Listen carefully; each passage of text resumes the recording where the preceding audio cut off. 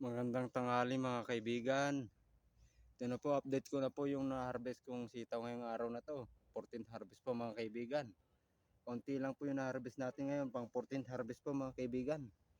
Ito po, kung bago ka lang sa akin channel mga kaibigan, please like, comment, share, subscribe po mga kaibigan. Boy Sitaw po. Ito po, papakita ko po yung na-harvest ko ngayong 14th harvest po mga kaibigan. Konti lang pong na-harvest ko ngayon. Ito po siya oh. Yan po ang akin na-harvest lang po mga kaibigan oh. Kaunti lang po. Yan po ang aking harvest po mga kaibigan. Ito 14th harvest po mga kaibigan. 14th harvest na po yan mga kaibigan. Yan lang po ang nakuha nating harvest ngayong 14th harvest po mga kaibigan.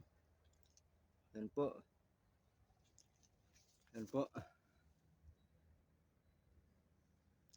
Yan po siya. 14th harvest po mga kaibigan. Yan lang po ang ating 14th harvest. Kaibigan.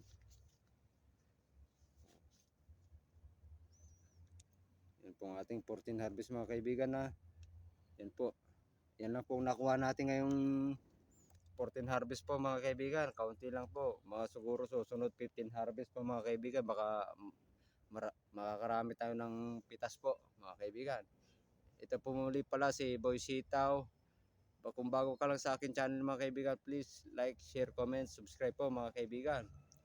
Hanggang dito na lang po ang aking video mga kaibigan. Salamat po. Ito po, magandang tanghali. Ito po muli si Boy Sitaw. Nagpapasalamat at magandang tanghali po. Salamat po.